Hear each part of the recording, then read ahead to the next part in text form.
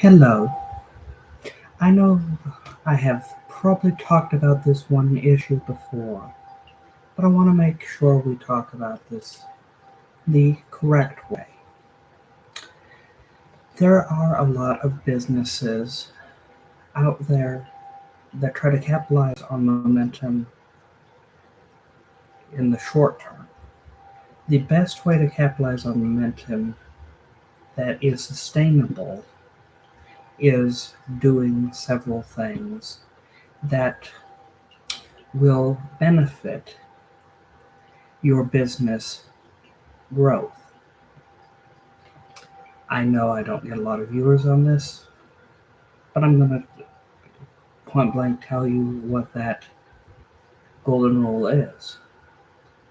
If it is a field, if your product is in a field that you don't have expertise in, let an expert in the field in. If they deem it safe and effective, use their testimony. Do not try to sell it yourself. There has been enough problems by people who think they have this grand thing, but it turns out to be actually pretty disastrous.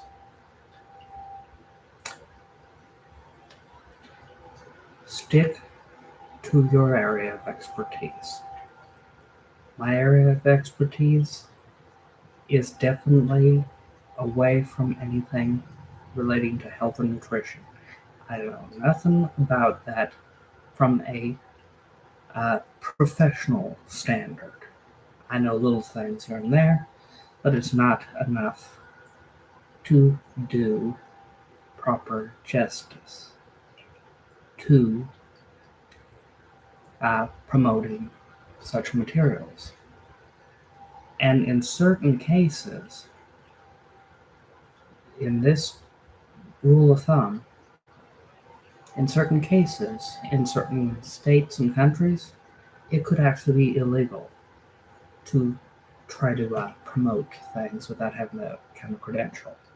So you want to make sure that you don't do that. I have actually been on TikTok doing a lot of this with uh, health gurus who claim to do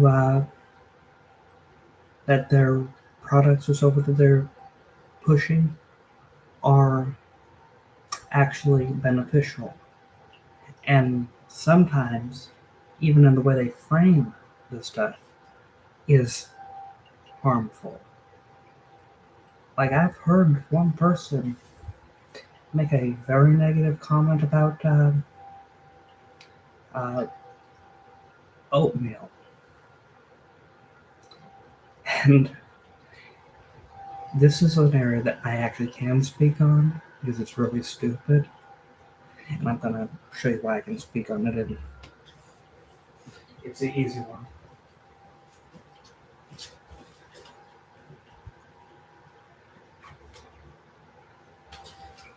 Most of my education is in business,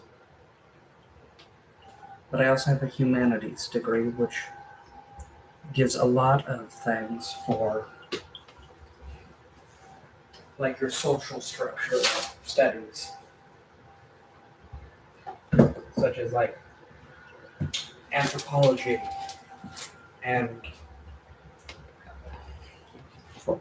so when this particular person talked about a uh, thing being a peasant food, I want to make sure you guys all understand this. That is social class. That has nothing to do with nutritional values. I can tell you that right off the bat because there's an uh, even more simple example that was even more, how do we say it,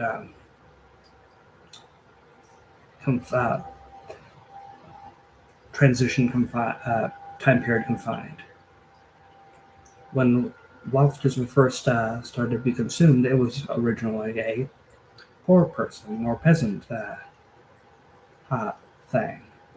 Now we see it as a upscale thing to eat. So you can't go static the with food items, and that is a and if you research with that stuff, you'll notice that the health benefits don't change if it changes class.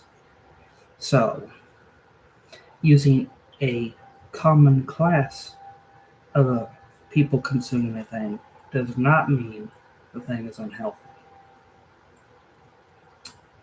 Like oatmeal. It is actually a heart healthy option from many areas, but that's stuff that you can find out from like dietitians and nutritionists and health experts a lot better. But getting back to this, investing in things where it can become illegal is if you do not disclose a paid promotion in a video, which some of these health gurus have done. And then there's other things like, oh, if this person invests in a certain company and they're pushing a product by that company, but they don't disclose that they actually have an investment in it. So the rule of thumb is stay out of your area of expertise. Also, stay out of where there's a potential conflict of interest unless you disclose it. You have to disclose it. And what that does is that keeps you accountable, that keeps your business out of the realm of scandal, which sometimes they say that all publicity is good publicity. I can prove that wrong real quickly. But you don't want negative attention on you.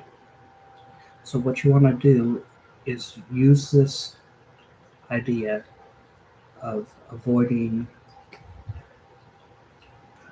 conflict by letting experts speak to your thing if you don't have the expertise. And if you are promoting the thing and you are a investor or you're getting money off of it directly in any way, that you disclose that. That way, no one can come back and say, oh, I wasn't aware of this or so forth, without you having your tail covered.